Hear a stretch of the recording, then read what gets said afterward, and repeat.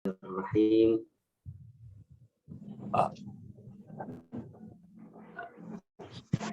Assalamualaikum warahmatullahi wabarakatuh.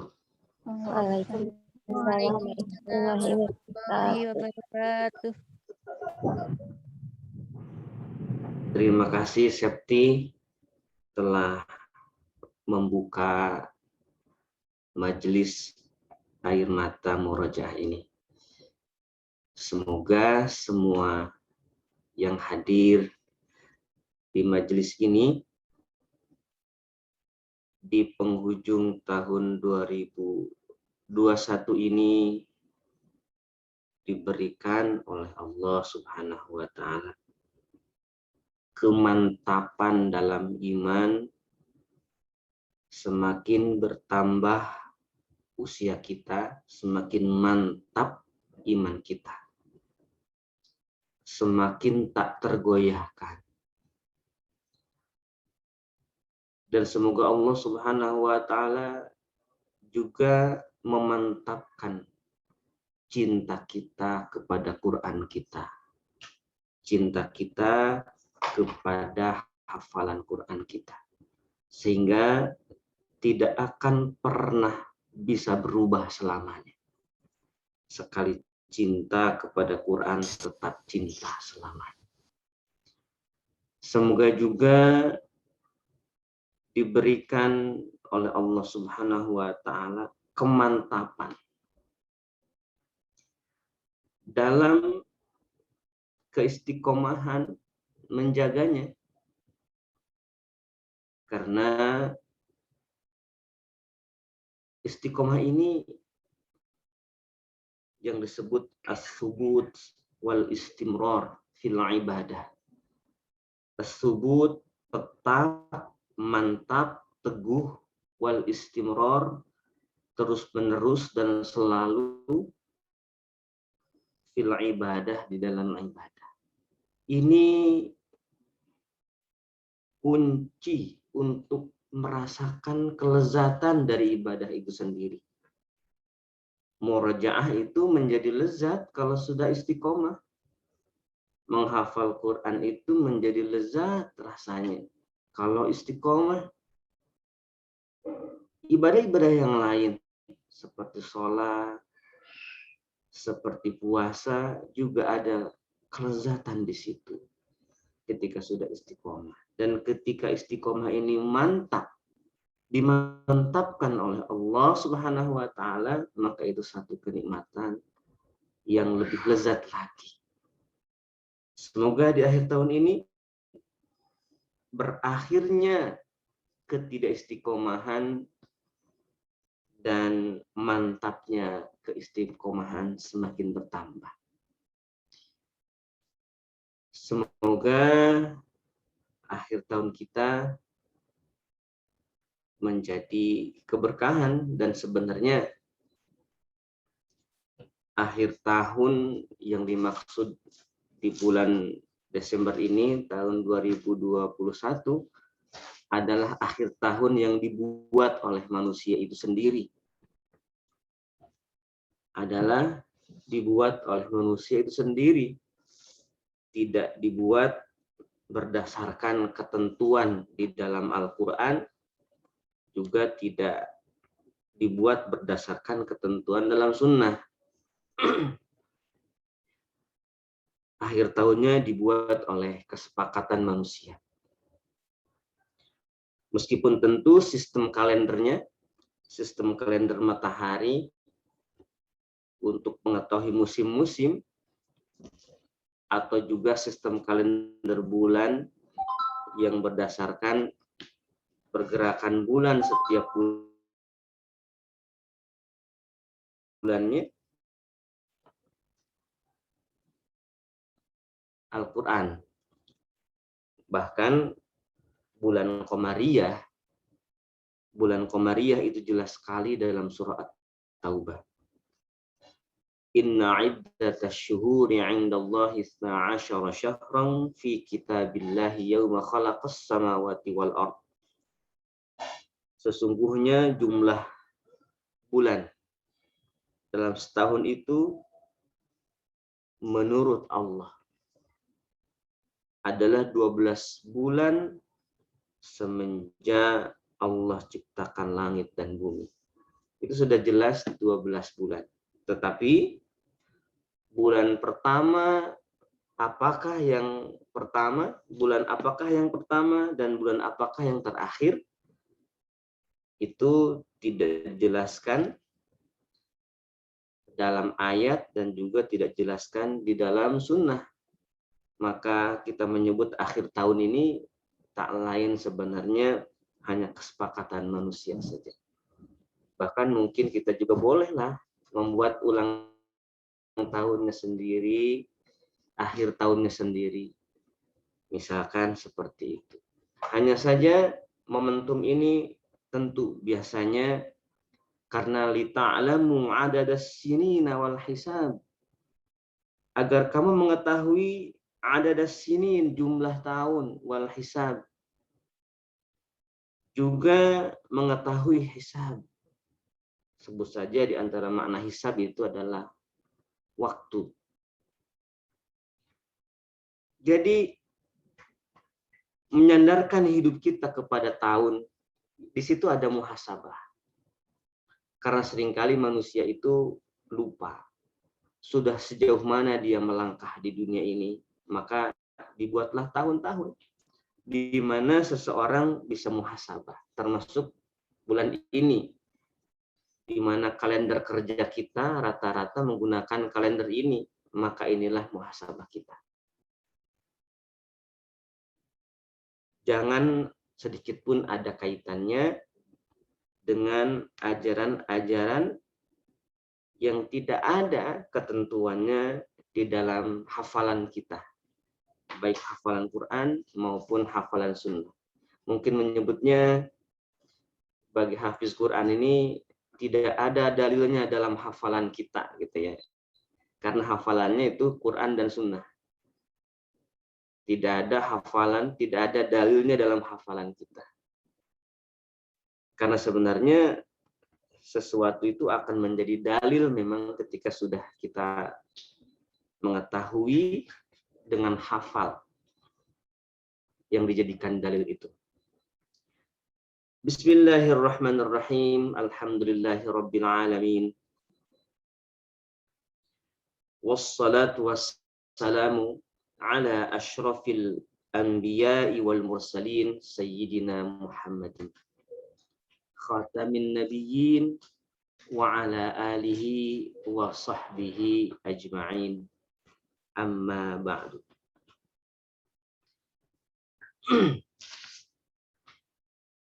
Pagi hari ini tema kita janji suci hafiz Quran kepada Allah.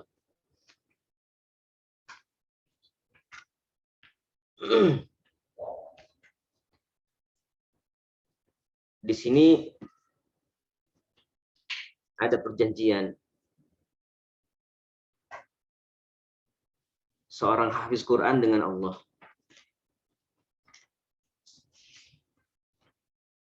Dan perjanjian ini sudah diisyaratkan oleh Rasulullah Shallallahu Alaihi Wasallam dalam sebuah sabdanya. Kata beliau, ta'ahadul Qur'ana, ta'ahadul Qur'ana. Sering diterjemahkan ta'ahadul Qur'ana, peliharalah Al-Quran.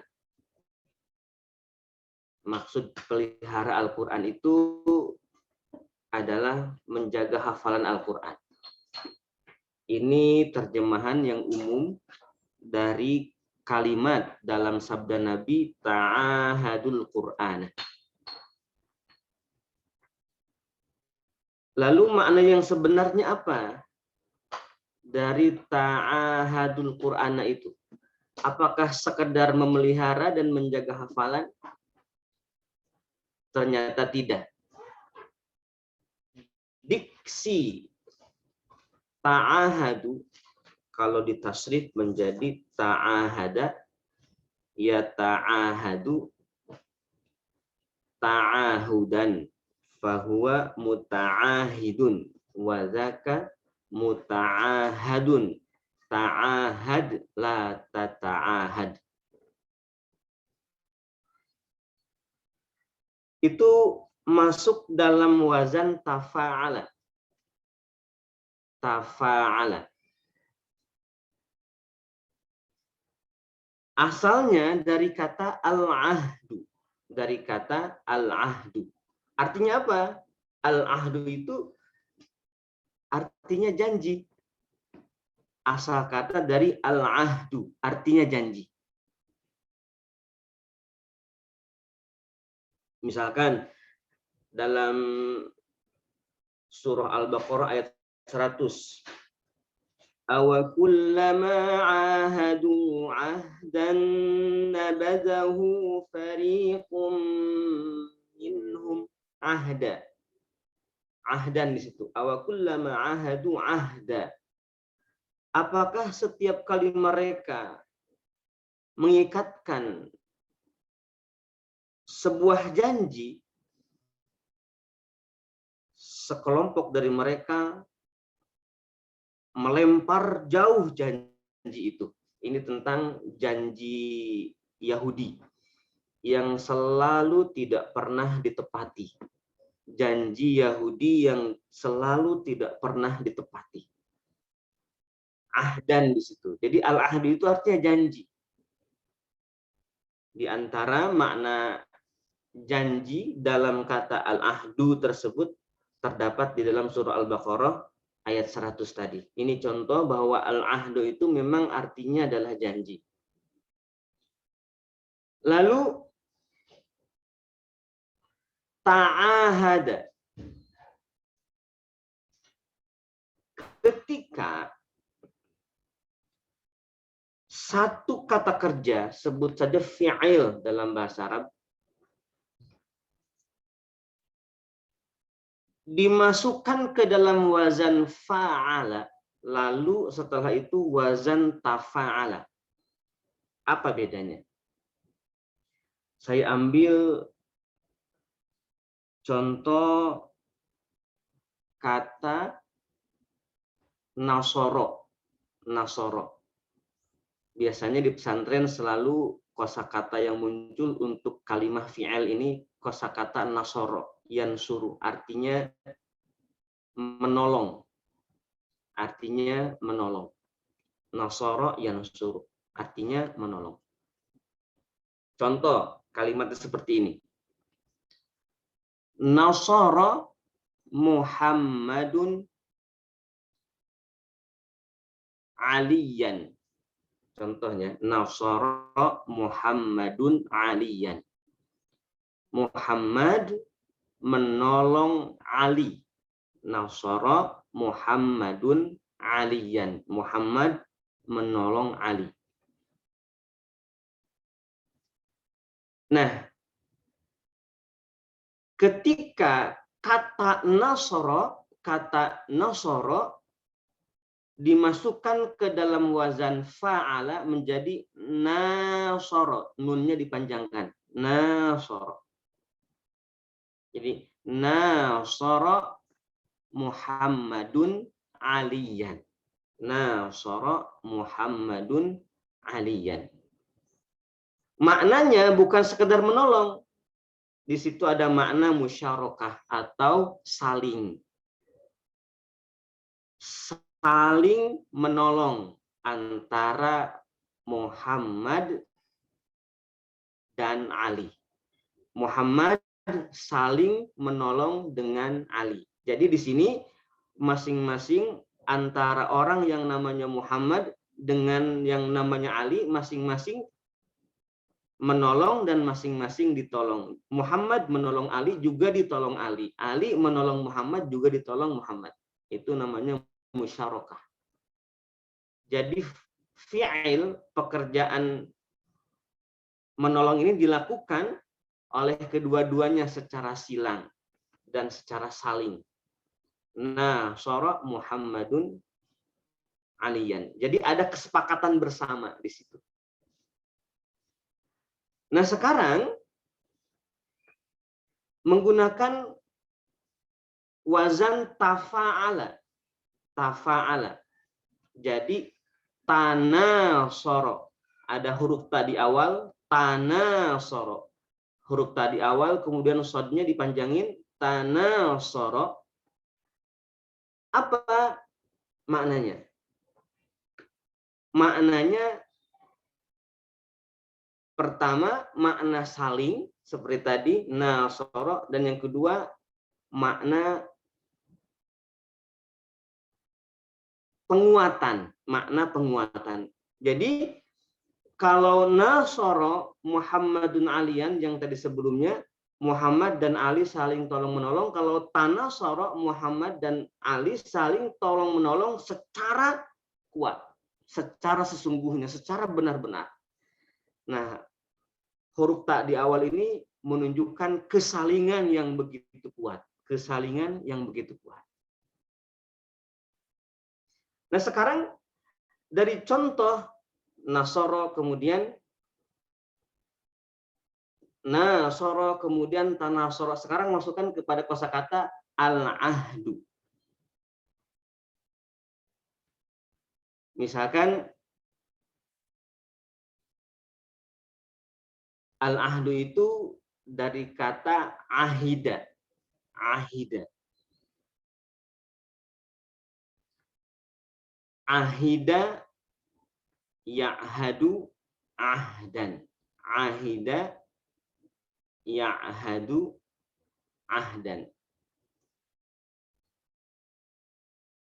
Subjeknya misalkan seseorang namanya, di sini saya sebut Fatih saja, Fatih. Ahida Fatihun Al-Qur'ana, misalkan seperti itu ya. Ahida Fatihun Al-Qur'ana. Ahida berjanji, kira-kira gitu ya. Ahida berjanji. Fatihun, Fatih Al-Qur'ana, kepada Quran. Fatih berjanji kepada Quran. Ya. Fatih berjanji kepada Quran. Nah, sekarang ditambah dengan huruf alif setelah ain. Jadi ahada Fatihun Al-Qur'ana. Fatih saling berjanji dengan Quran. Fatih saling berjanji dengan Quran. Nah, sekarang pakai huruf ta lagi di awal, ta'ahada Fatihun Al-Qur'ana. Fatih saling mengikat janji dengan kuat dengan Quran. Nah, ta'ahada Fatihun inilah diksi yang dipilih oleh Rasulullah SAW ketika mengatakan ta'ahadul Qur'ana. Ta'ahadul Qur'ana. Jadi ini diksi ini yang dipakai oleh Rasulullah SAW. Kata Rasulullah, ta'ahadu, ikatlah perjanjian dengan Quran dengan sekuat-kuatnya. Ikatlah komitmen untuk menunaikan janji suci kepada Al-Quran dengan sekuat-kuatnya. Jadi menunaikan janji suci seorang hafiz kepada Quran itu diperintahkan oleh Rasulullah SAW. Ta'ahadu Al-Quran. Dan yang paling menarik atau menjadi perhatian kita di dalam diksi ta'ahadu ini, mungkin selama ini kita menjaga Quran. Kita setia kepada Quran, kita berjanji setia kepada Quran, terus-menerus kita jaga, maka sebenarnya Karena ta'ahada ta'ahad itu kan musyarakah. Seperti tadi Muhammad dan Ali saling menolong. Berarti yang namanya kata saling bukan hanya Muhammad yang menolong Ali, tetapi juga Ali menolong Muhammad. Artinya ketika seorang hafiz Quran sudah komitmen dengan janjinya dia jagain Quran, maka Quran yang jagain dia. Ta'ahadul Quran. Ini yang disebut dengan janji suci hafiz Quran, seorang hafiz dengan Al-Quran. Hilangnya perjanjian ini, hilangnya komitmen untuk setia ini, selalu menjaga Quran ini, maka hilanglah hafalannya. Mungkin ada yang tahu lanjutan hadis ini? Ta'ahadul Quran, lanjutannya begini, fawallazi nafsi biyadihi lahuwa asyaddu tafallutan minal ibili fi uquliha. Nih lanjutannya ini udah populer nih lanjutannya. Kata Rasulullah, demi zat yang nyawaku ada di tangannya, Al-Quran itu lebih mudah lepasnya daripada unta dari ikatannya. Nah ini potongan terakhir dari hadis ini sudah lebih populer daripada awalnya, daripada bagian ta'ahadu. Padahal inti daripada pernyataan, bahkan Rasulullah bersumpah bahwa Al-Quran itu lebih kuat untuk terlepas dari ikatan penghafalnya dibanding unta dari ikatannya, dari talinya. Ini kan berbicara tali, berbicara ikatan, ini sama dengan janji tadi. Ternyata bagaimana caranya mengikat hafalan Quran? Bagaimana caranya mengikat hafalan Quran? Ternyata mengikat hafalan Quran itu dengan apa? Dengan ta'ahud Al-Quran. Dengan ta'ahud Al-Quran. Dengan menjaga kesetiaan, janji setia kepada Al-Quran. Gini, bangun tidur, yang dirogoh oleh tangan ini bukan handphone. Soalnya saya sendiri kalau pakai alarm, ya, pakai alarm buat bangun, ya, meskipun pada akhirnya seringkali bangunnya itu lebih dulu daripada alarm, tetapi tetap alarm itu diperlukan untuk mengingat dan berjaga-jaga kalau ternyata kan kita tidak pernah tahu, ya, sampai ada satu malam terlewatkan, kan itu sangat rugi. Ketika bunyi alarm, maka yang dihampiri itu adalah alarm untuk dimatikan, ya, untuk dimatikan. Mungkin salahnya sebagian santri nih, ketika sudah berbunyi alarm memang mematikan alarm tapi buat tidur lagi, bukan buat bangun. Wah, bagus sekali nih alarmnya.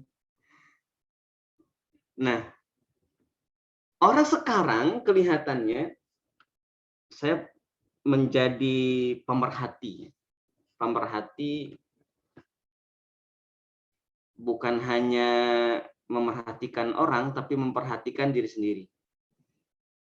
Di mana gadget itu, handphone itu menjadi lebih sering dipegang oleh muslimin hari ini daripada mushaf Quran. Daripada Quran, ya. Ini ada perjanjian apakah gitu? Seorang muslim dengan handphone ini kok nggak bisa lepas tuh. Jadi ta'ahadul handphone, nggak ada gitu ya. Tidak ada, adanya ta'ahadul Quran di situ. Dan ketika di dalam handphone ada mushaf, ya, ada mushaf, ya, itu kan bagus ya. Bagus dalam handphone kita ada mushaf, tetapi sayangnya membaca Al-Quran dari handphone itu tidak nyaman, ya, tidak nyaman itu yang saya rasakan ketika melihat lembaran mushaf yang tampil di layar handphone. Bahkan lebih enak melihat mushaf di layar komputer, di layar laptop daripada untuk saya sendiri, ya, untuk saya sendiri. Jadi kehusuannya berkurang sekitar 50%. Jadi menggunakan handphone itu kehusuannya berkurang 50% bagi saya. Tetapi kalau menggunakan mushafnya yang asli, yang tulisan, itu bertambah, bisa maksimal sampai 100% khusyuknya. Maka saya selalu membawa mushaf nih, mushaf Quran saya kayak begini. Nih ya. Jadi setiap kali ngaji atau apapun saya selalu pegang mushaf. Ya, mushafnya gede, nggak pernah mushaf kecil. Dari dulu ketika menghafal naik angkot gini aja nih. Kalau lupa buka Quran gede diangkut. Nggak jadi masalah kan, orang lain juga nggak malu kan memegang yang lain. Katanya orang Jepang itu di dalam kereta baca buku gitu katanya. Saya kan belum pernah ke Jepang ya, katanya. Jadi mereka tuh sibuk baca buku gitu. Nah sekarang kan umat Islam mestinya kalau orang sana baca buku dan bukunya apa saja terserah mereka, kita ada sesuatu yang hebat, membaca Quran, membaca mushaf, kemana-mana bawa mushaf. Di kendaraan umum bawa mushaf masuk. Kenapa? Itu ada pengaruh positifnya. Sehingga di dalam kendaraan tersebut, khususnya kendaraan umum, ya karena saya penikmat kendaraan umum, khususnya dulu waktu jadi santri, ya atau setelah jadi santri, ketika masih muda, penikmat kendaraan umum. Dan kendaraan umum kita ini enak, seperti angkot, kereta gitu kan, itu enak.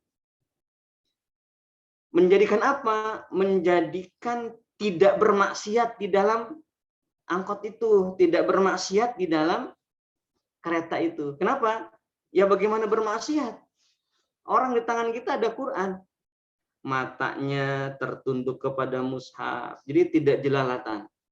Kemudian meskipun sudah hafal Quran, tetapi mushaf ini menjadi menuntun mata, menuntun hati, menuntun pikiran untuk fokus pada satu titik, itu mushaf itu.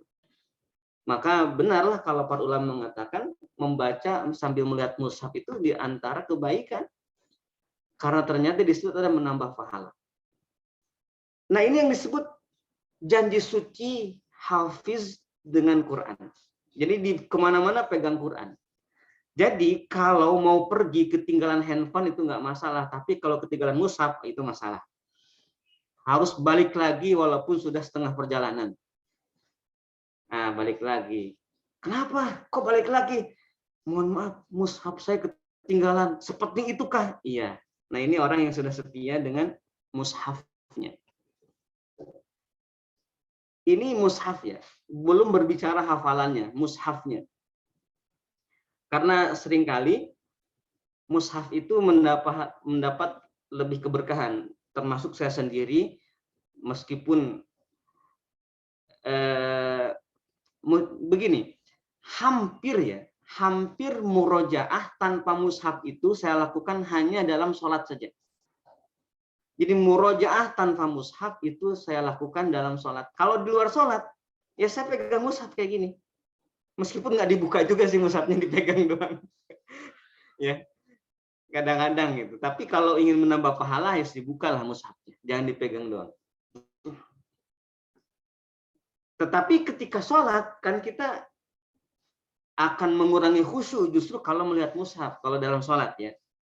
Kalau dalam sholat itu akan mengurangi khusyuk kalau pakai mushaf. Tetapi kalau di luar sholat pakai mushaf itu tambah khusyuk. Silakan bisa dicoba seperti itu. Seperti apa tingkat kekhusyuannya ketika murojaah sambil memegang mushaf. Memegang saja, belum dilihat dibuka mushafnya, itu sudah punya konsentrasi yang melebihi daripada murojaah lepas tangan. kecuali dalam sholat. Dalam sholat mau berapa juz pun, misalkan 10 juz, 20 juz itu, maka tidak akan khusyuk kalau pakai mushaf. Tapi kalau tidak pakai mushaf, pakai hafalan, itu sangat khusyuk. Nah, ini kepada mushaf dulu ya. Karena mushaf ini begitu mulia, harus kita muliakan mushaf itu sebagaimana dahulu para sahabat generasi salaf kita itu memuliakan mushaf sangat mulia. Bahkan bagi saya sendiri mushaf ini ya, mushaf bagi saya pertama ya cara menjaga mushaf. Pertama, jangan hilang. Pokoknya mushaf jangan hilang. Uang boleh hilang, dompet boleh hilang, apalagi semuanya boleh hilang. Tapi mushaf yang suka kita gunakan bersama berduaan untuk berkomunikasi dengan Allah melalui murojaah itu nggak boleh hilang. Harus selalu aman. Kenapa saya tekankan begini? Karena ternyata banyak santri yang dikit-dikit mushafnya hilang. Itu kemana gitu mushafnya hilang? Ini benar loh, benar. Di pesantren itu begitu. Akhirnya santri itu menghafal dengan mushaf yang umum, dan mushaf umum itu juga yang seringnya penuh di rak itu jadi berkurang juga. Itu dikemanain, emang menghafal Quran dimakanin gitu kertasnya? Kan enggak. Tapi aneh gitu, ini terjadi ketidaktelitian hafiz Quran terhadap mushafnya. Mungkin punya pengalaman juga, silakan waktu pesantren seperti apa, ganti lagi mushaf, ganti lagi, dan kesel kadang-kadang kalau hilang itu. Jadi dijagain mushafnya, jangan sampai hilang. Saya katakan dompet boleh hilang, uang juga boleh hilang, atau pakaian boleh hilang, atau apapun boleh hilang. Tetapi mushaf kita, alat kita menghafal, mushaf yang kita gunakan sebagai alat kita menghafal Quran, sebagai alat kita bermunajat dengan Allah, itu nggak bisa hilang. Jagain itu, jagain terus. Bahkan saya tadi katakan kalau melakukan perjalanan dompet ketinggalan, nah, lanjutkan saja selama masih bisa bayar ongkosnya ya. Tapi sekarang kan kebanyakan orang perjalanan pakai motor atau pakai kendaraan pribadi. Jarang sekali kendaraan kendaraan umum. Tetapi di kendaraan umum itu nikmat ya, untuk murojaah itu nikmat. Maka balik lagi kalau ketinggalannya mushaf. Yang kedua, memuliakan mushaf itu selain tadi yang pertama itu menjaga dengan tidak hilang, itu tidak membiarkannya rusak, tidak membiarkannya rusak. Ya, tidak membiarkannya rusak. Makanya saya punya mushaf dari pertama kali menghafaz, mushaf pertama saya itu mushaf pertama memang tidak besar ya, ukuran mushafnya tidak besar. Meskipun saat itu saya menginginkan ada mushaf yang kecil untuk bisa dibawa kemana-mana dengan mudah. Tetapi setelah saya pergunakan mushaf yang tidak kecil itu, justru malah menginginkan jadi lebih besar mushafnya daripada mushaf yang kecil itu. Mushafnya tidak sebesar ini yang saya gunakan waktu itu.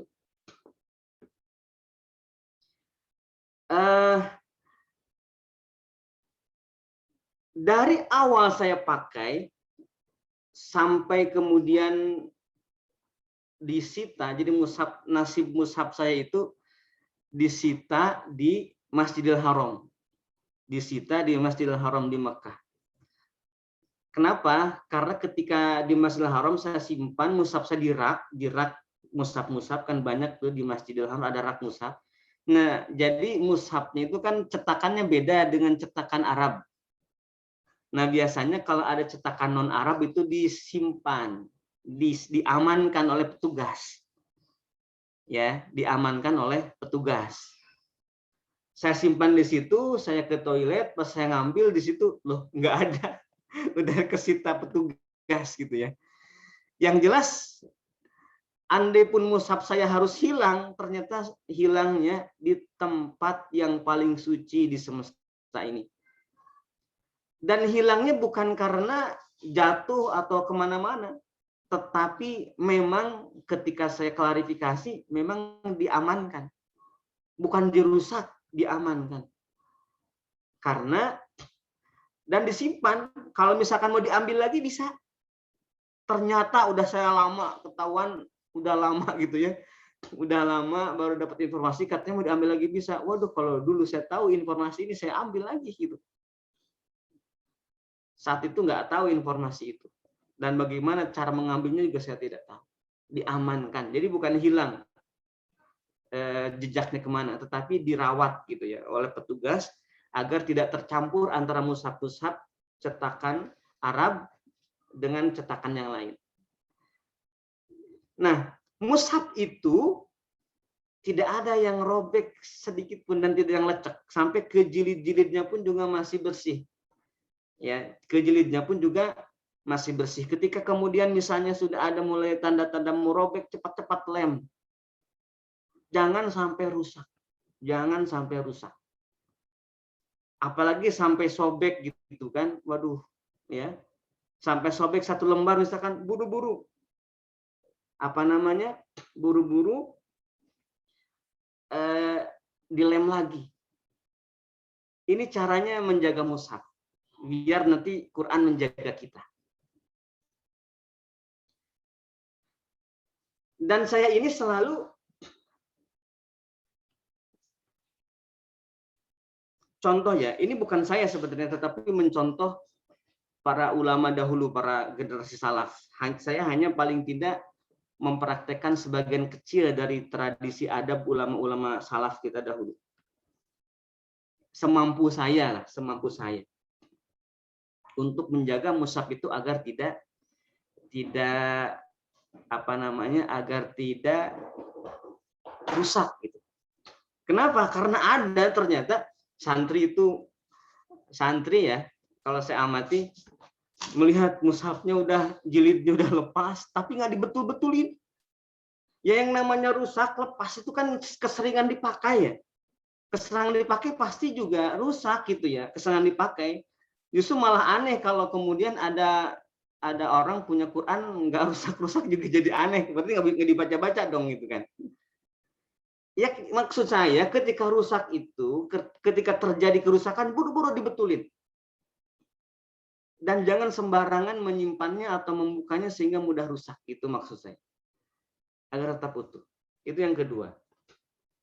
Yang ketiga, tajridul mushaf.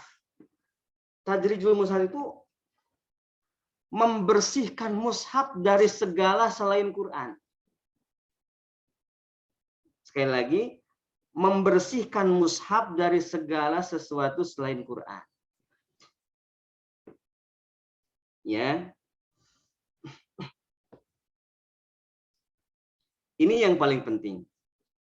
Yang sering dilakukan oleh para ulama salaf dulu.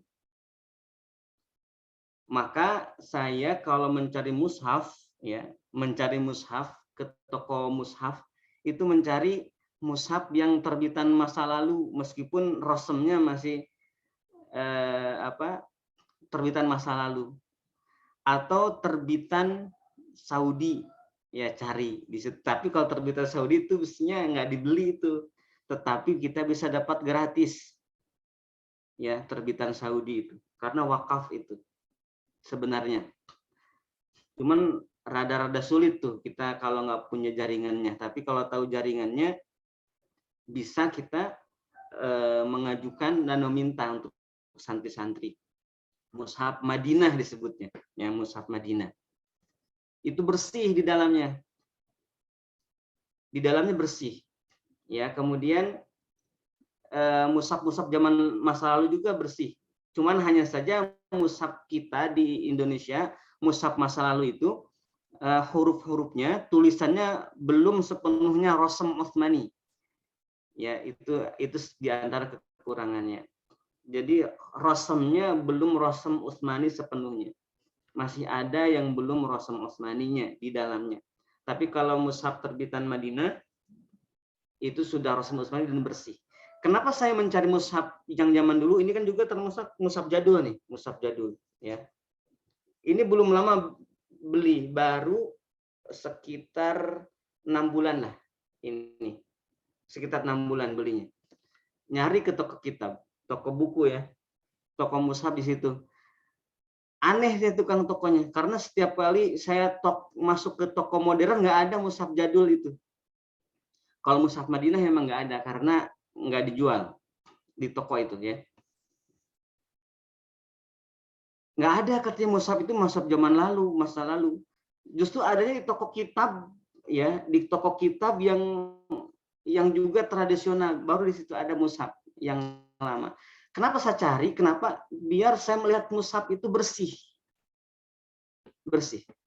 Kenapa?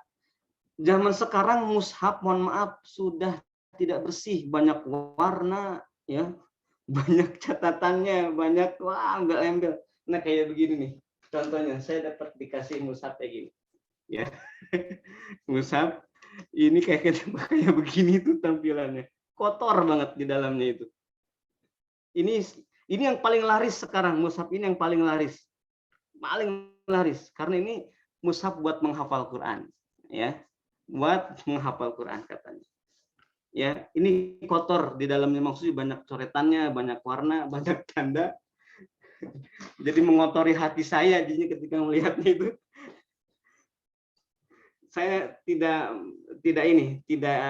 tidak cocok dengan mushaf seperti itu. Jadi semakin banyak warna, banyak tulisannya, coretannya, makin mengganggu pikiran saya ketika mau menghafalnya. Ini mungkin beda dengan generasi milenial kali ya, justru malah membantu ya mushaf yang kayak begitu. Atau memang salah mindset di awal. Salah mindsetnya di awal. Kalau saya itu semakin melihat mushaf bersih, semakin enak. Apalagi tuh melihat mushaf Madinah. Coba. Mushaf Madinah itu tingkat kebersihan itu luar biasa. Pertama, rosemnya rosem Osmani. Yang kedua, dobet tanda bacanya tidak terlalu banyak. Ya, tidak terlalu banyak. Bisa jadi itu ya. Bisa jadi orang yang biasa di kita buka mushaf Madinah susah bacanya karena kan sedikit sekali tanda baca di situ. Tetapi bagi saya itu jernih mata itu. Jernih mata kayak ibarat lihat pemandangan hijau di gunung gitu kan. Jadi nggak ada sampah-sampahnya. Ya. Ada sampah-sampahnya. Nggak, jadi bersih gitu. Jadi indah melihat mushaf Madinah itu. Nah, kalau mushaf Madinah bisa di-download tuh. Download mushaf Madinah yang baru, bisa dilihat di komputer atau di laptop. Download PDF. Ada juga aplikasi ya. Cuman tetap saja kalau membacanya dari handphone atau dari laptop itu menjadi mungkin karena sinar ininya ya, sehingga kurang kekhusyuannya kurang. Hanya saja tetap melihat bersihnya mushaf itu perlu kita contoh. Makanya waktu ibu saya wafat, saya menghadiahkan mushaf untuk beberapa santri ya, dengan berniatkan untuk ibu saya almarhumah ibu saya. Kata orang percetakan, katanya ini kan yang meninggal. Jadi dia mau tulis di halaman itu wafat ini kayak begitu tuh. Saya bilang, mushaf itu harus bersih, ngapain ditulisin kayak begitu? Ya. Katanya paling tidak sebutin deh namanya di situ, nama almarhum. Enggak, saya bilang enggak mau ada tulisan di situ. Ya. Enggak ada tulisan di situ. Enggak ada tulisan nama ibu saya di mushaf itu, ya. Biar mushaf itu bersih, saya bilang gitu ya. Ternyata para percetakan ini udah terbiasa tuh, ada paketannya, halaman pertama ini, bahkan ada fotonya juga tuh di percetakan itu. Ini mungkin karena ketidaktahuan seperti apa beradab dan bermuamalah dengan mushaf Al-Quran. Sehingga dengan mudahnya menambahkan sesuatu yang bukan Quran ke dalam mushaf Al-Quran. dahulu hanya untuk menambahkan tanda harokat, dan harokat itu bukan harokat sepenuh harokat dalam satu kata, tapi harokat i'rab, satu harokat di ujung huruf. Misalkan alhamdu, domah pada dalnya itu, domah pada dal, dan tanda harokatnya itu bukan berupa garis, berupa titik yang kecil, Itu tidak mudah bagi para ulama itu untuk menambahkan titik di atas huruf dal sebagai tanda itu domah. Sulit sekali. Kenapa? Karena terlarang dari masa Nabi sampai sahabat itu menambah sesuatu yang bukan Quran ke dalam mushaf. Walaupun hanya satu titik. Maka setelah disepakati rapat para sahabat, para tabi'in di situ, para ahli rapat, bolehlah kemudian menambahkan titik sebagai tanda baca i'rab. Ya. Sebagai tanda baca i'rab. Itu pun juga harus ditulis dengan warna yang berbeda agar apa? Agar tidak disangka titik itu bagian dari Quran. Bayangkan, ya. Saking hati-hatinya para ulama dulu kita dalam menjaga mushaf ini. Nah, kalau sekadar misalkan di sini ada nama, ini ada kan mushaf, ada halaman kosong nih ya, halaman kosong. Bisa di sini tulislah barokah nama saya sendiri. Ya. Nama di sini, atau ada ijazah, misalkan ijazah dari guru saya di sini sebut ijazah mushaf ini itu dari di mushaf di halaman kosong ini ya. Saya pernah melakukan itu. Ya, itu di situ ada ijazah ini, ijazah atau ijazah dari guru, tulisan ya. Tulisan di situ. Ada nama. Tetapi juga itu singkat sekali karena ditulisnya di mana? Di pinggir mushaf. Kenapa? Karena pinggir mushaf ini mulia, jangan sampai dikotori oleh kebanyakan kata-kata itu. Mungkin ada yang punya sekarang sebut saja nama di situ ya. Nah, ini diantara cara mengagungkan mushaf. Caranya adalah tajridul mushaf, mengosongkan mushaf dari segala sesuatu selain Quran. Nah, mungkin sekarang apakah mau merubah mushafnya ya? Mushafnya mau mushaf yang bersih atau mushaf yang kotor? Kalau saya mencoba kotor, banyak warna, banyak apa gitu, banyak tempelan-tempelan, bahkan tanda baca yang tidak maksur, tanda wakaf yang tidak maksur, tanda semuanya tidak maksur. Tidak ada contohnya dari generasi salaf, ngarang aja gitu ya. Idgham biwunna, kemudian apa dengan tanda yang tidak maksur. Karena mestinya kita membuat tanda-tanda dalam mushaf itu yang maksur, yang ada sanad dan riwayatnya kepada para ulama dahulu, para sahabat, para tabi'in, dan para ahli qiraat. Ada sanadnya. Ya, kira-kira begitu ya. Ini diantara adab-adaban. Mungkin sekarang yang lagi laris-larisnya mushaf itu, mushaf hafalan itu, mungkin dibuat lebih beradab lagi gitu ya. Jangan hanya sekedar memudahkan, tapi adab kepada Quran ini begitu penting, melebihi daripada kita bahkan bisa menghafal Quran lebih mudah. Menjaga adab kita kepada Quran lebih penting daripada dimudahkan untuk hafalan, ya. Adab lebih penting daripada dimudahkan menghafal. Sekarang kan mushaf-mushaf seperti ini dibuat untuk apa? Untuk memudahkan. Ya, untuk memudahkan hafalan. Kalau bagi saya lebih baik nggak mudah, yang penting bersih mushafnya. Nah, gitu kan prinsipnya udah beda nih ya. Udah beda dengan generasi milenial sekarang ini. Generasi milenial mungkin beda, lihat mushaf tuh warna-warni malah bagus. Indah sekali nih mushafnya gitu. Kalau saya enggak nih, kebalik ya, mungkin tergantung pemahamannya tentang tajridul mushaf itu. Ini bagus sekali warnanya, bahkan cover juga. Covernya bagus banget gitu kan. Pernah soalnya ada yang begitu saya mendengar, melihat cover. Padahal sebenarnya semakin bersih mushaf itu, ya, semakin bersih mushaf itu, maka semakin bagus. Itu yang ketiga ya. Yang pertama tadi jangan sampai hilang, yang kedua jangan sampai rusak, dan yang ketiga jangan sampai kotor. Ya, jangan sampai kotor dengan tulisan-tulisan atau catatan atau tanda apapun selain Al-Quran. Bahkan termasuk yang menurut saya harus diperbaiki adab adalah mushaf menghafal Quran itu yang sekarang lagi viral-viralnya. Bagus, iya bagus, tapi mungkin sebutkan saja di awal mungkin semacam muqaddimah gitu ya, muqaddimah di awal ya, bagi atau dia barangkali di sini ada yang ada di tim penerbitan itu mungkin bisa dikasih catatan ada muqaddimah bahwa tanda-tanda ini hanya untuk memudahkan, ini tidak ada contohnya dari ulama salaf, dari itu nggak ada dicontohkan gitu ya. Dan sebaik-baik mushaf itu tetap yang bersih. Itu ada kata pengantar di awal. Biar pembaca itu menjadi terhantar dengan baik kepada adab-adab. Jadi ada warning di situ. Saya menulis buku waktu itu rahasia nikmatnya menghafal Quran. Di awal saya tulis, kalau buku ini menjadi mengganggu menghafal, jangan dibaca. Ya, jadi kalau buku ini menjadi mengganggu menghafal Quran, maka jangan dibaca. Saya bilang buku saya. Karena kan buat apa orang buku apa namanya? Gara-gara baca buku saya orang jadi gak baca Quran, itu salah banget. Buku saya menyesatkan jadinya. Seringkali seperti itu. Nah, bentuk adab kepada mushaf ini bagian dari janji suci hafiz Quran kepada Quran. Pasti itu. Pasti dia akan merawatnya.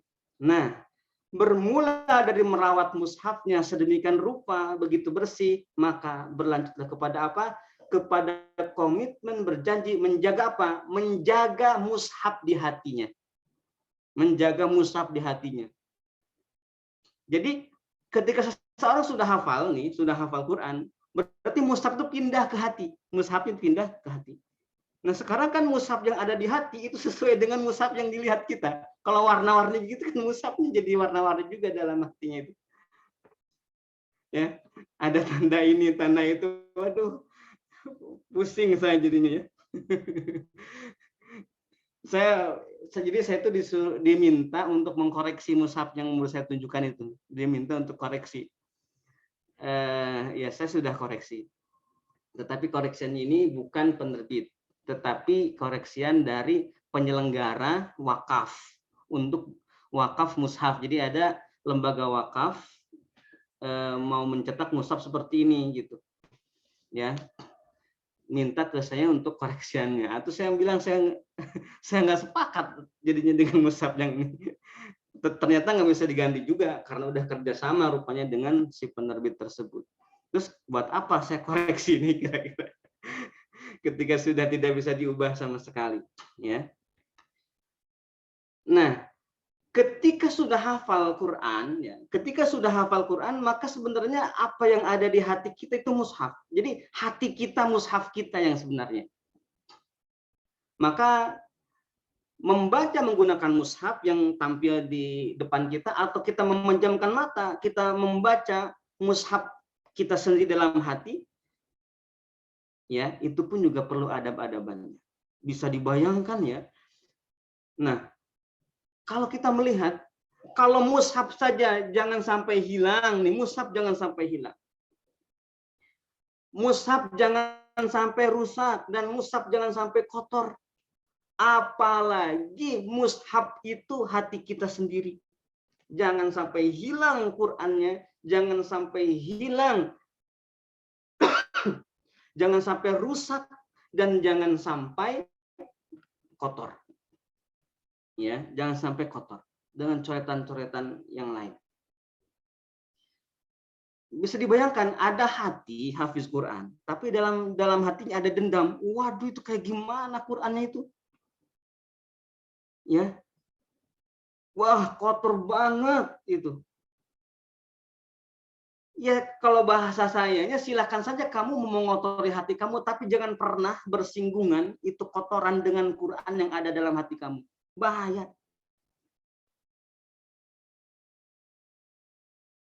Ya.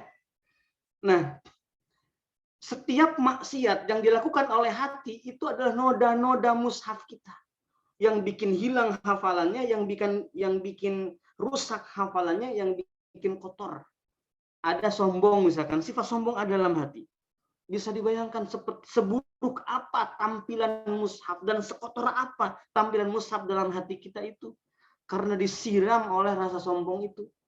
ada rasa sombong, rasa dengki, ria, suuzon kepada orang, ya, suuzon itu hati. Atau juga dosa-dosa yang diucapkan, pikiran buruk, kemudian ucapan buruk, perbuatan buruk, itu semuanya ke sana.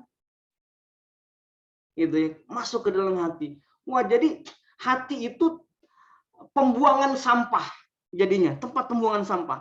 Sampah masuk melalui mata, disimpan dalam hati.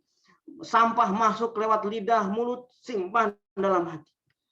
Lewat otak, simpan dalam hati. Lewat telinga. Jadi hati itu menjadi tempat sampah, maksiat di situ.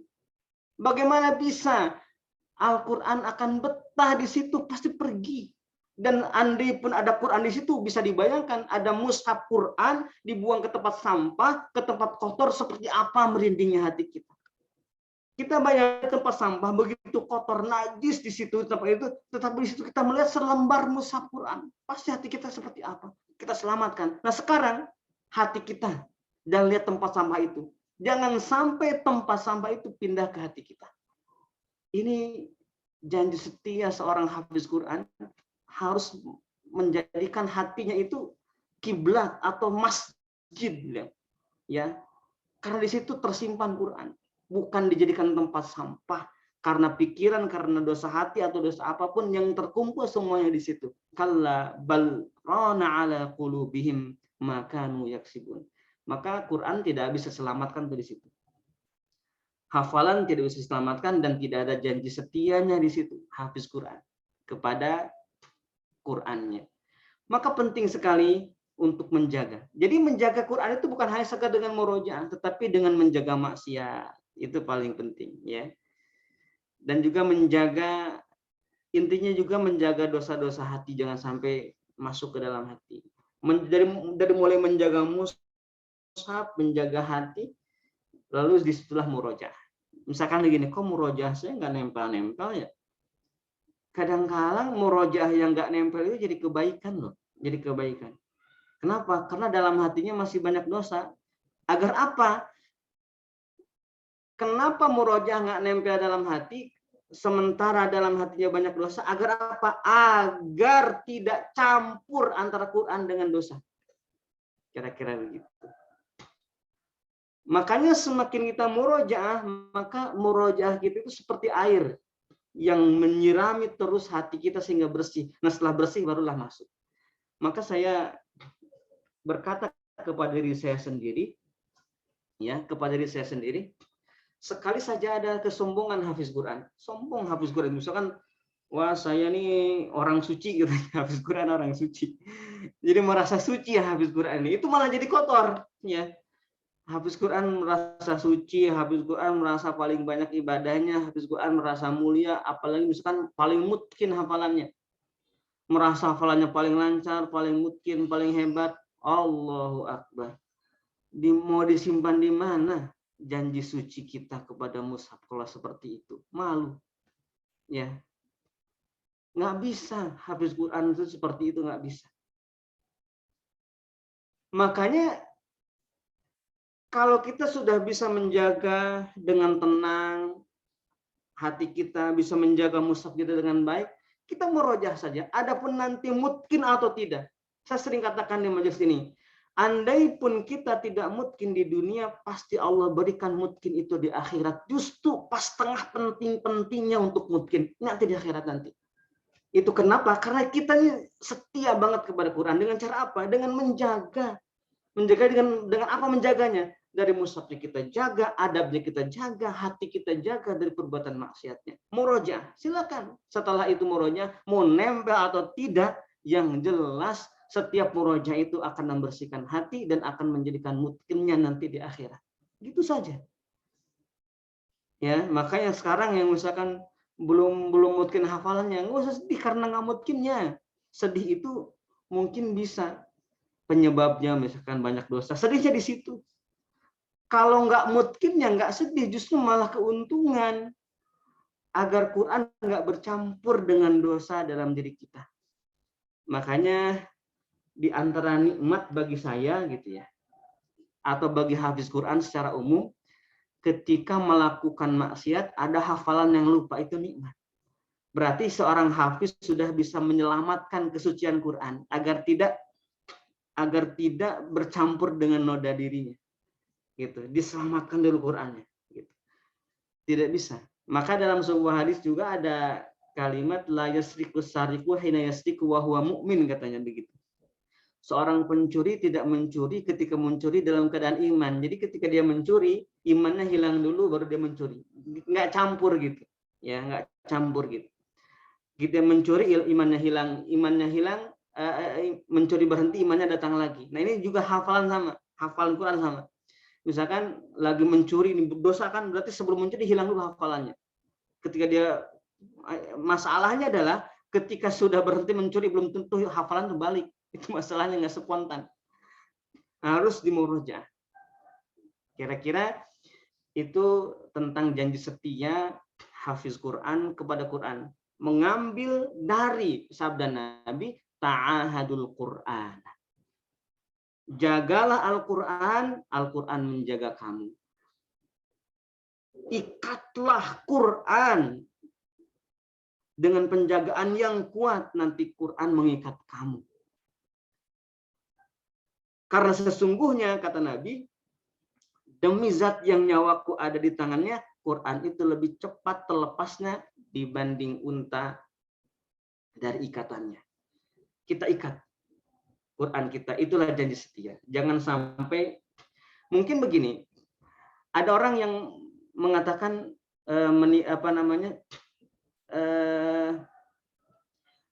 menghafal Quran seperti menikah, katanya. Ya memang mirip. Ada misakon ghalizo di situ, ada perjanjian yang agung, yang kuat sekali di situ, misakon ghalizo. Mirip. Tetapi Quran ini lebih kuat. Kenapa? Karena dalam pernikahan masih ada izin untuk cerai dari agama. Halal cerai itu dalam agama dalam kondisi tertentu. Misalkan ada suami nggak suka sholat, susah gitu kan, maksiat terus, atau istri nggak suka sholat, nggak taat, sementara kita nggak mampu untuk berdakwahnya di situ. Kan ada di situ keringanan. Ya, keringanan di situ untuk melepas. Tetapi Quran ini nggak ada izin untuk bercerai selamanya, nggak pernah ada izin. Walau dalam keadaan apapun harus diperbaiki. Tidak ada solusi lain kecuali harus memperbaiki dan terus memperbaiki. Lebih kuat lagi. Tidak ada izin dari agama, ya. Tidak ada izin agama. Walaupun izin itu darurat, tidak ada penjagaannya. Kalau dalam pernikahan, perceraian kan ada. Meskipun disebut oleh Nabi abghadul halal, perbuatan halal yang dibenci, kata Nabi. Nah, kalau dalam Quran nggak ada walaupun dibenci.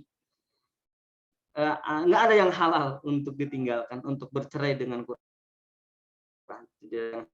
Ya. Walaupun halal yang dibenci tidak pernah ada. Itu kalau saya mau banding-bandingkan. Maka gini, ketika menikah, misalkan menikahlah dan jagalah pernikahan itu seperti kamu menjaga Al-Quran. Nah, itu keren ya. Seperti kamu menjaga Al-Quran. Biar apa? Biar bersama selamanya, dan itu diridhoi Allah Subhanahu wa ta'ala. Baik, barangkali itu yang bisa saya paparkan. Mudah-mudahan ini bermanfaat juga bagi saya sendiri khususnya, yang hingga hari ini, atau teman-teman siapapun yang sedang menghafal Quran, yang sedang berusaha istiqomah di jalan Al-Quran. Wallahu alam. Septi, silakan untuk yang bertanya, baik langsung maupun tidak langsung. Wallahu alam. Masya Allah, jazakallah khair. Kang Haji, atas pemaparannya ini Masya Allah banget, yang disampaikan pada pagi hari ini ya. Ada satu poin yang benar-benar ngejelep banget. Tadi kan Kang Haji bilang ya, ikatlah Quran dan jagalah Quran, maka Quran akan menjaga kita gitu kan. Itu tuh terkadang kita hanya ya udah hafalan, yang penting hafal, mungkin selesai. Padahal kan sebenarnya poinnya adalah bagaimana kita istiqomah untuk terus menjaganya ya Kang Haji. Oh ya, untuk selanjutnya ada kesempatan untuk bertanya. yang raise hand duluan ya kayak kali ya Kang Haji. Untuk Kak Irma Nasution, boleh silakan di open cam dan di unmute.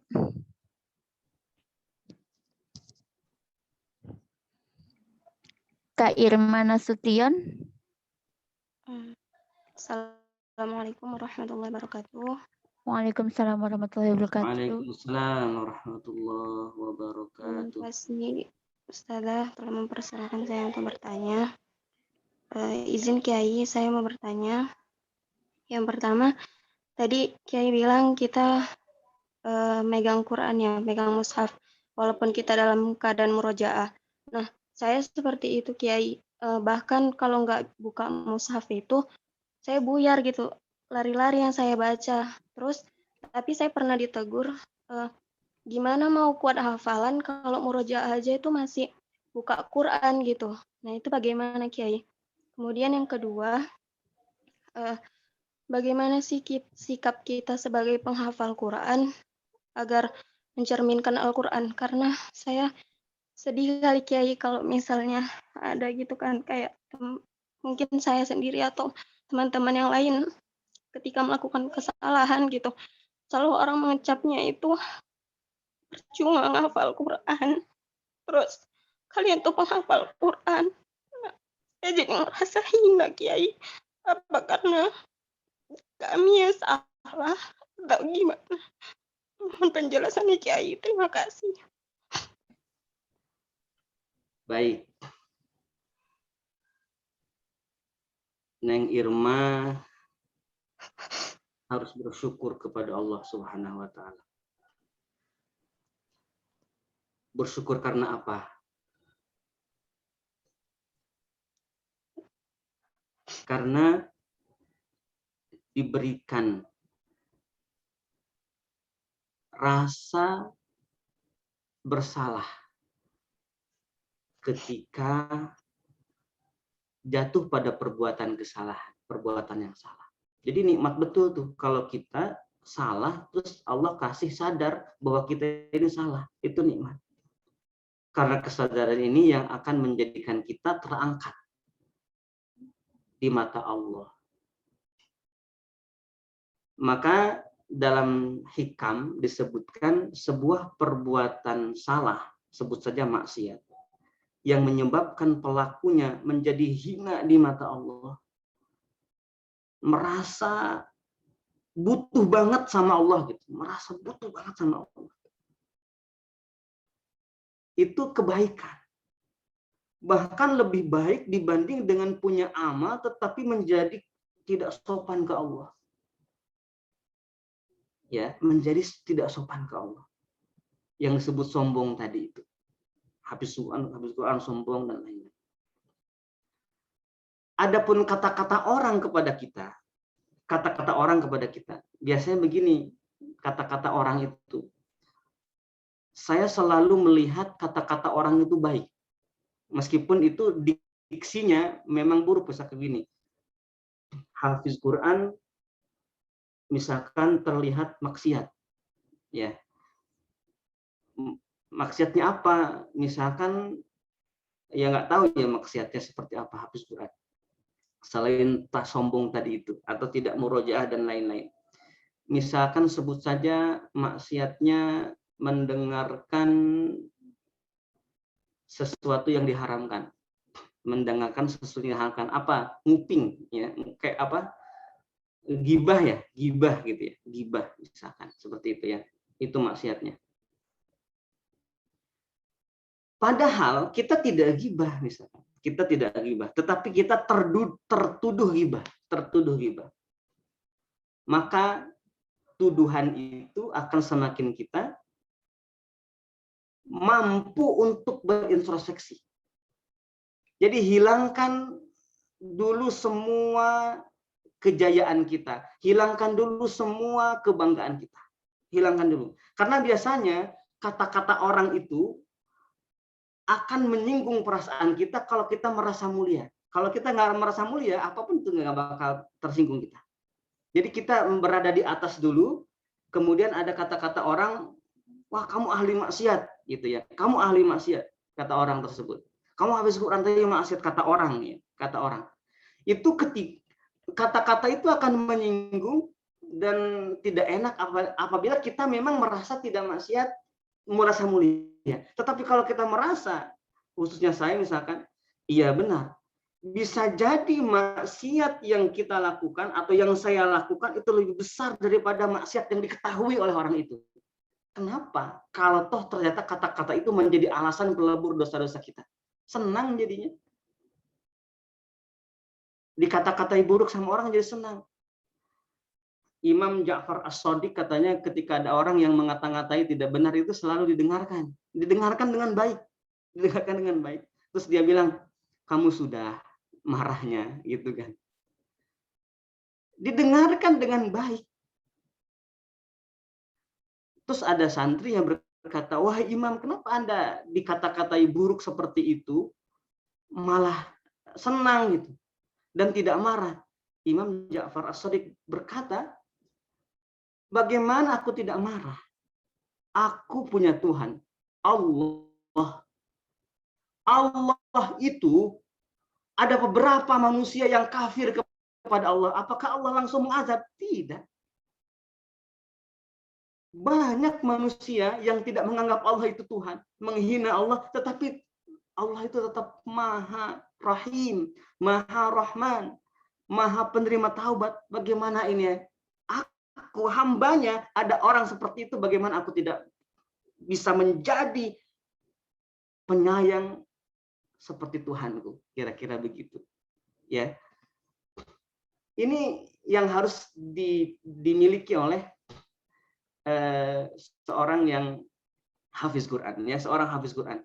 Jadi tidak masalah, kadang dengarkan saja gitu ya.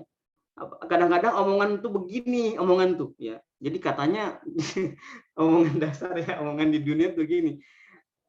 Ada omongan orang yang ngomongin kita, tapi yang ngomongin kita ini penyampai, bukan orangnya langsung. Atau kan yang namanya penyampai, misalkan kita dapat omongan si A ngomongin jelek kita, tapi yang ngomongin ke kitanya si B. Itu kan jadi bahaya itu. Bahayanya apa? Bahayanya apa? Tiba-tiba kalau kita nggak sadar, kita jadi buruk sangka kepada si A. Belum tentu si A ngomongin kita. Ya. Dan yang jelas, kita ini berdosa apa? Berdosa karena kita ngedengar gibah si B ini. Jadi si B lagi gibah ke kita tentang si A. Aduh. Ya. Makanya saya katakan gini, kamu jangan ngomongin orang ke saya. Ya. Jangan ngomongin orang ke saya. Ya, sudah. Oh, kamu ngomongin saya aja. Jadi kamu ngomongin ke saya tentang saya atau tentang kamu, jangan tentang orang. Ya. Karena tersangka yang sebetulnya orang di hadapan kita nih, tersangkanya ini. Kita ngasih nasihat ke situ. Ya. Nah, seringkali orang itu nggak nyadar, tiba-tiba buruk sangka, oh ini ternyata si fulan benci ke aku ya. Lah, itu ada kejadian seperti itu dan juga sering terjadi, misalkan ke saya juga dulu, ke saya. Kan di orang itu, astagfirullah, kamu udah gibahin orang tuh ke saya bilang gitu ya. Nggak bisa ngomong begitu, ya, nggak bisa ngomong begitu. Apalagi jadi buruk sangka saya ke orang itu, itu udah makin salah lagi, lapis-lapis kesalahan di situ. Artinya apapun ucapan orang, jadilah kebaikan bagi kita untuk introspeksi. Turunkan dulu ekspektasi kitanya. Turunkan dulu, jangan sampai merasa mulia dulu. Jangan sampai merasa mulia dulu, ya. Justru jadi hina sebenarnya kalau merasa mulia itu bagi hafiz Quran. Jadi sekali lagi, pertama kita harus bersyukur ketika kita diberikan kesadaran oleh Allah bahwa kita telah salah. Ya, karena itu jadi sebab kemuliaan pada akhirnya. Yang kedua, ketika ada orang ngomong kita ahli maksiat dan yang lain-lain, maka turunkan dulu ekspektasi kita sehingga kita bisa merasakan positif dari kata-kata itu. Itu hafiz Quran. Ya, dia tuli hafiz Quran itu dari keburukan biasanya. Hafiz Quran itu tuli telinganya dari keburukan. Dan pertanyaan yang pertama itu bagus ketika misalkan membaca sambil melihat mushaf, ya, membaca sambil melihat mushaf, kok malah jadi nggak bagus sampai ditegur begini, ya. Membaca melihat mushaf itu pertama untuk menambah pahala, ya, untuk menambah pahala. Yang kedua untuk menguatkan hafalan. Oleh karena itu, seringkali kita harus menguji hafalan kita. Karena hafalan yang buruk adalah hafalan yang bergantung, ya, kepada mushaf atau kepada yang lain. Misalkan pas membuka mushaf itu jadi sering lupa dan tidak konsen, maka itu kita harus sering uji hafalan kita. Misalkan murojaah tanpa mushaf sama sekali, atau per halaman, per juz dan lain-lain, diuji hafalan kita. Lepas tangan gitu. Misalkan begini, seorang pengendara motor bisa lepas tangan begini, ya, jago gitu. Apakah dia harus lepas tangan terus di jalan? Enggak. Tetap aja meskipun dia bisa lepas tangan, tetap saja baik kalau mengendara pegangin tangan, ya. Tetapi kalau sebagai santri atau sebagai kita yang sedang belajar, ya kita harus lepaslah sesekali untuk mengetahui seberapa mungkin atau seberapa jago kita mengendari motor itu. Lepas ya, seperti itu. Nah, otomatis gini, seorang hafiz Quran yang sudah mungkin, ini orang juara dunia, mungkin banget bisa baca Quran dalam sholat beberapa kali khatam dalam lima kali sholat misalkan. Apakah dia jadi lepas tangan terus? Enggak, lihat aja mushaf. Tetap saja dalam kehidupan sehari-hari di luar sholat lebih baik pakai mushaf, ya. Maka saya katakan murojaah di luar sholat itu pakai mushaf. Bagus, tetapi murojaah di dalam sholat itu tidak pakai mushaf. Porsinya bagaimana? Porsi murojaah dalam sholat itu lebih banyak daripada murojaah di luar sholat. Misalkan saya sendiri menerapkan dari awal porsi murojaah dalam sholat itu 90%, 10% di luar sholat. Ya, 90% itu di dalam sholat tanpa mushaf dan 10% di luar sholat. Pakai mushaf, meskipun mushafnya dipegang doang, nggak dibuka. Itu kesalahan juga sih, mestinya dibuka. Kadang-kadang ini juga sih. Pas buka itu gini aja pegang gini dipelukin sambil murojaah itu, ya, tapi minimal dipegangin lah mushafnya, kalau kan tidak dibuka. Kenapa? Karena kita melihat mushaf kan pahalanya berlebih, ya. Jadi 90% itu saya terapkan dari awal hafal, ya, dalam sholat itu 90% murojaah, di luar sholat itu 10% saja, tapi itu pastikan kita harus pakai mushaf nih biar pahalanya banyak, ya, biar pahalanya banyak. Dan pahala yang banyak itulah yang menjadikan dapat berkah atau dapat kemudahan pada akhirnya. Semakin banyak pahala dan matanya pun jadi ibadah kan, matanya lihat mushaf jadi ibadah, jadi lebih fokus di situ. Jadi Neng Irma tadi misalkan ditegur karena menghafal murojaah sering lihat mushaf, maka itu sebenarnya memang harus ada latihan dilepas, ya, khususnya di luar sholat. Atau begini, mohon maaf Ustaz, saya itu kalau murojaah tanpa mushaf dalam sholat, wah itu lebih keren lagi, itu ngeles, bisa jadi tambah ngeles juga itu kalau itu, ya, ngeles sedikit. Ya, kalau di luar sholat saya harus pakai mushaf ini, gitu ya. Baik, itu jawabannya, mudah-mudahan bisa diamalkan dan juga untuk saya sendiri. Baik, sih ada waktu, insya Allah saya kasih waktu, kecuali yang di Indonesia Timur nih ya, yang sudah zuhur, silakan sholat zuhur. Jazakallah khair, Kang Haji. Ini ada pertanyaan di chat, boleh ya Kang Haji?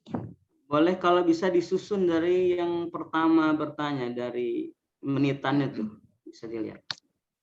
Oke Kang Haji. Oh gini, dari Hilal Kang Haji. Afwan Ustadz, bila kita punya Quran yang dulu pernah kita hafalin, nah sekarang tuh wujudnya tuh udah rusak dan rencana mau diganti. Bagaimana adab kita yang baik kepada mushaf yang lama itu? Jazakallah khair. Silakan Kang Haji. Ya, pertama diperbaiki ya mushafnya, diperbaiki sehingga tidak ada yang tercecer. Dikuatkan lemnya. Kan kita di pesantren tuh sudah diajarin tuh yang ngejilid ya. Masih ingat kali ya kalau pernah pesantren tuh, ya ada belajar jilid buku. Yang kedua, simpan mushaf itu dengan baik, ya, simpan dengan baik di tempat yang baik. Kamu misalkan punya apa di rumah, ada lemari terbaik kamu, lemari baru bagus. Nah itu isi buat mushaf paling atasnya. Biar mushaf kita tersimpan di tempat yang paling berharga di rumah kita. Ya di situ. Di lemari paling atas, bagian atasnya. Bagian bawahnya boleh apa aja ya. Asal jangan hal-hal yang di situ alat maksiat. Alat maksiat jangan sampai masuk kamar. Alat maksiat. Buang saja jauh-jauh dari rumah ya. Jangan sampai di situ. Apalagi mushaf di bawahnya alat maksiat. Waduh, itu gimana ya? Jangan sampai seperti itu. Jadi simpan dengan rapi. Dan tetap sesekali kita buka tuh mushaf kita. Kenapa? Karena berjuta kenangan hafalan kita kan dengan mushaf itu juga menguatkan hafalan. Ya. Jadi memori kita dengan mushaf yang lama kita itu juga sangat kuat sehingga ketika kita melihatnya akan menambah ingatan kita kepada hafalan kita. Jadi sesekali saja, misalnya seminggu sekali dibuka, meskipun sudah punya yang baru mushafnya, yang sudah yang masih ini ya, masih dipergunakannya nyaman gitu. Karena kan kalau sudah rusak tuh harus hati-hati, nggak nyaman bukannya ya.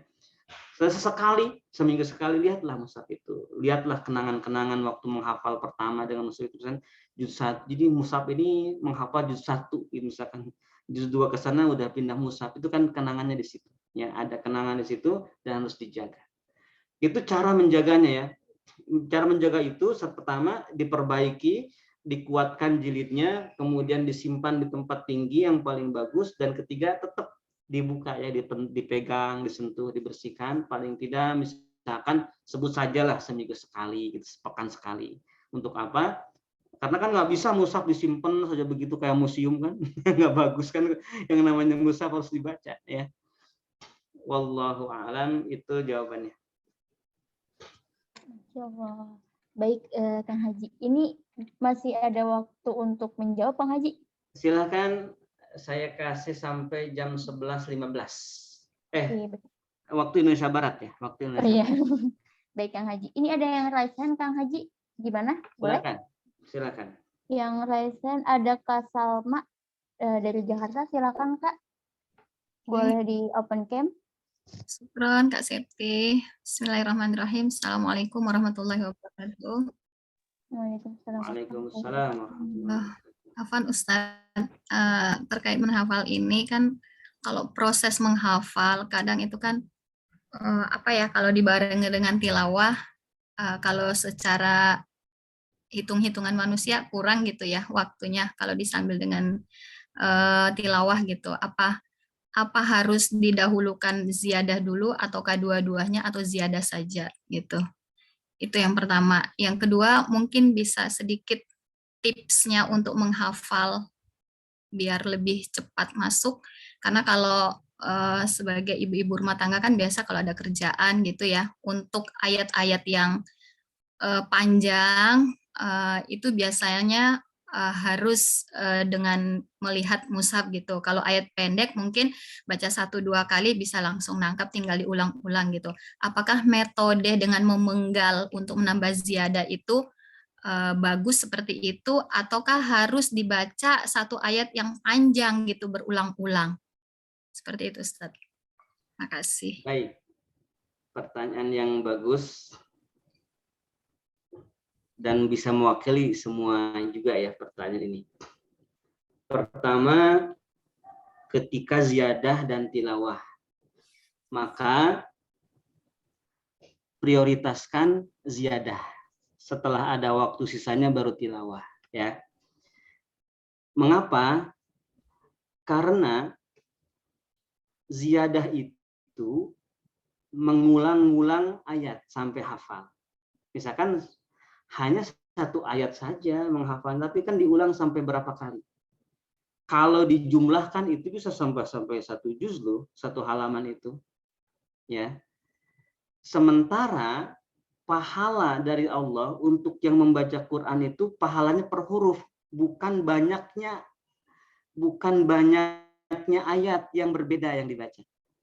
Jadi saya ulangi, pahala dari Allah itu per huruf, bukan banyaknya ayat yang berbeda yang dibaca.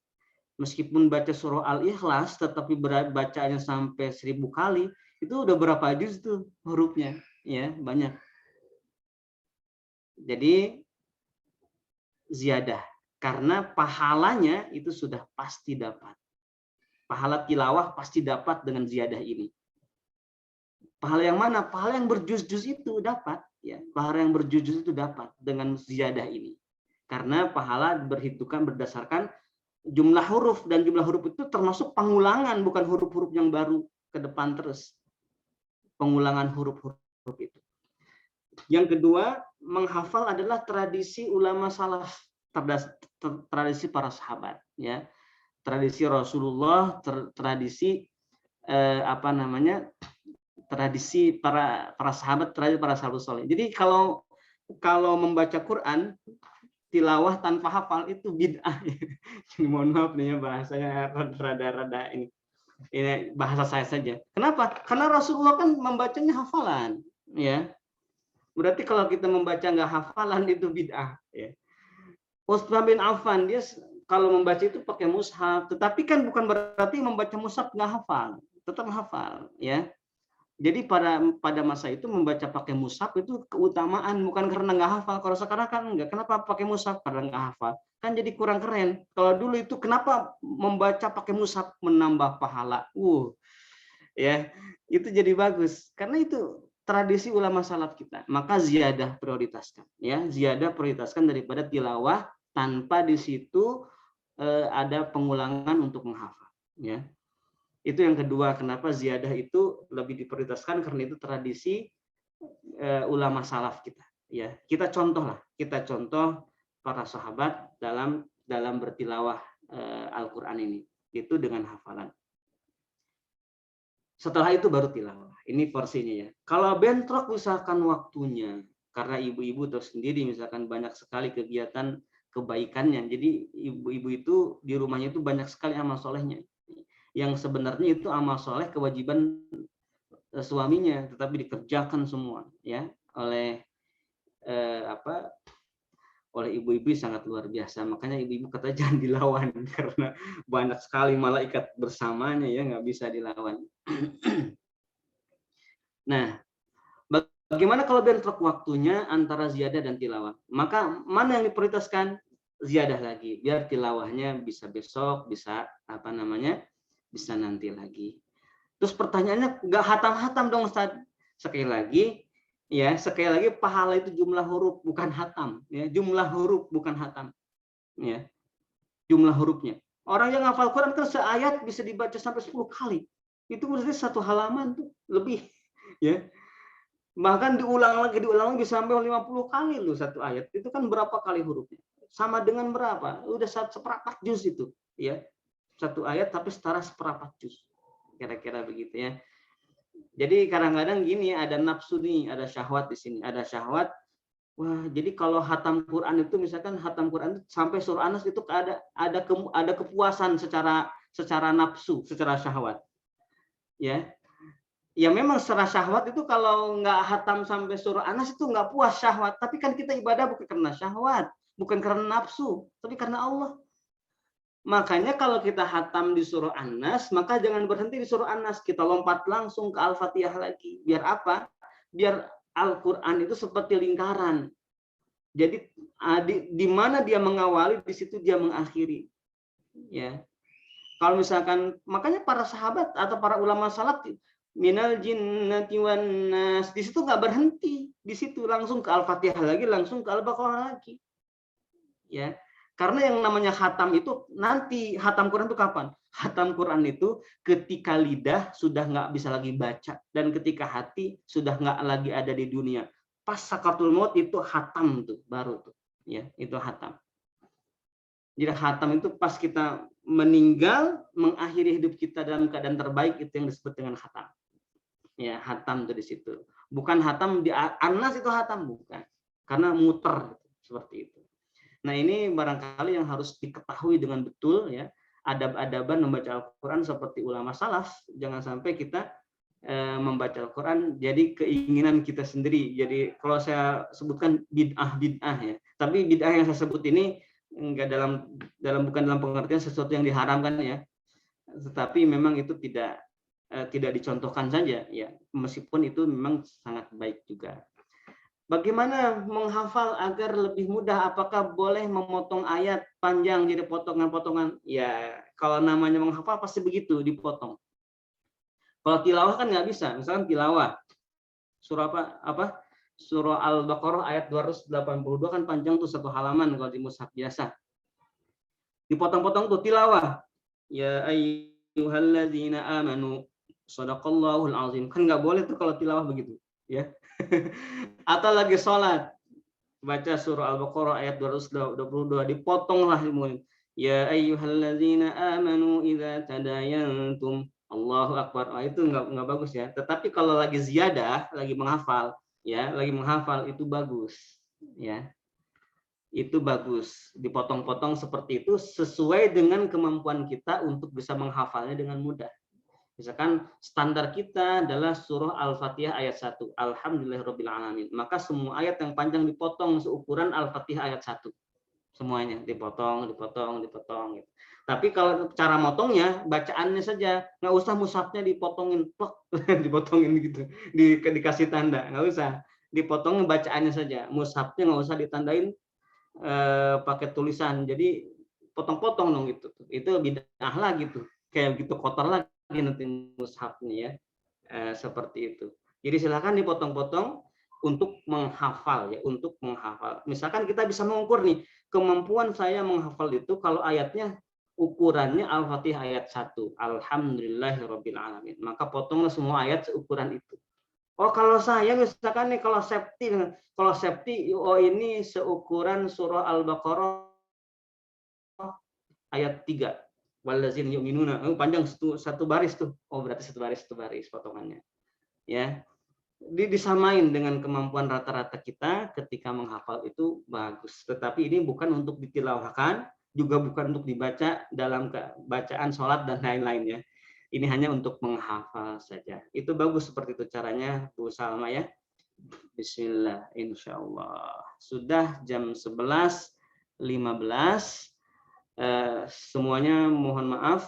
Semoga kita semua yang di sini diberikan oleh Allah Subhanahu wa taala keistiqomahan dengan Al-Qur'an. Diberikan karunia punya anak yang soleh-solehah, bisa menghafal Quran, bisa hafal Quran. Pokoknya semoga Allah sampaikan semua cita-citanya yang tertinggi bersama Al-Qur'an. Wallahu a'lam. Hapunten kasadayana. Wassalamualaikum warahmatullahi wabarakatuh. Waalaikumsalam warahmatullahi wabarakatuh. Masya Allah, jazakallah khair Kang Haji atas ilmu yang hari ini disampaikan. Ini Masya Allah banget ilmunya benar-benar sangat bermanfaat untuk kita semua. Dan terima kasih kepada para peserta yang sudah hadir. Sebelum itu kami ada informasi gitu kan. Marilah kita bersama-sama memuliakan penghafal Al-Quran untuk mendapatkan pahala dan keberkahan Al-Quran sebagai ikhtiar kita menguatkan hafalan Quran dengan berinfak untuk program Baitul Murojaah. Jadi kami Indonesia Murojaah ada program namanya Baitul Murojaah yang berlokasi di Cibubur, Cimanggis, Depok.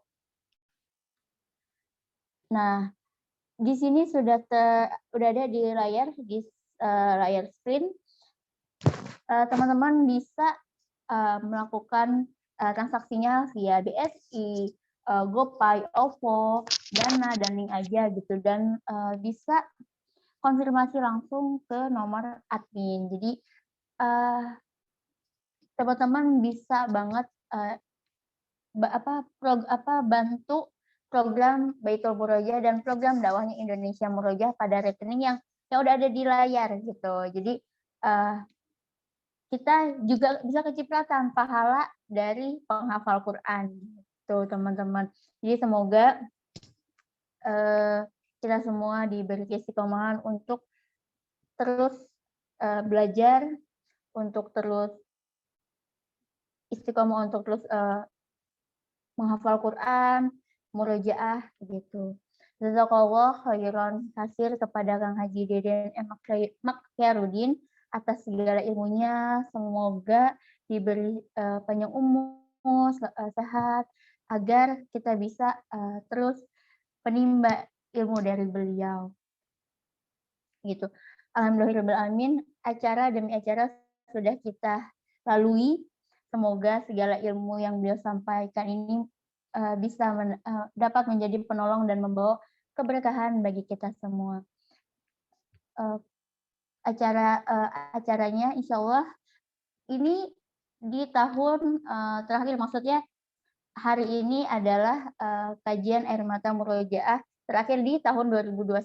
Dan insya Allah ke depan semoga teman-teman semua bisa terus istiqomah mengikuti kajian-kajian selanjutnya, dan semoga tahun depan kita juga bisa kajian offline gitu. Semoga Allah mudahin dan ridhoi kita semua gitu.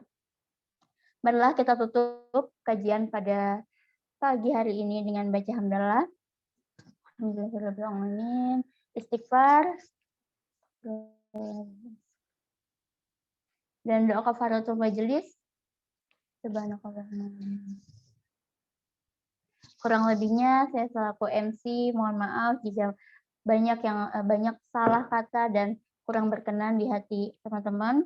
Insya Allah kita bertemu lagi di tahun depan. Jadi jangan lupa yang hari ini sudah mencatat poin-poin pentingnya, poin-poin penting kajian pada hari ini, jangan lupa di-share agar kebaikannya tidak berhenti di teman-teman, agar kebaikan terus mengalir dan pahala kita terus mengalir.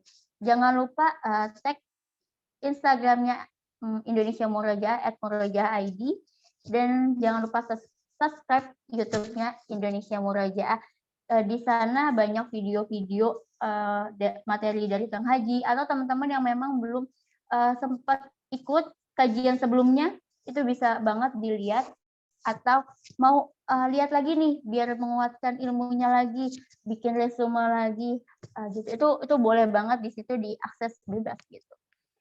Kurang lebihnya saya mohon maaf. Wassalamualaikum warahmatullahi wabarakatuh. Sampai bertemu di tahun depan.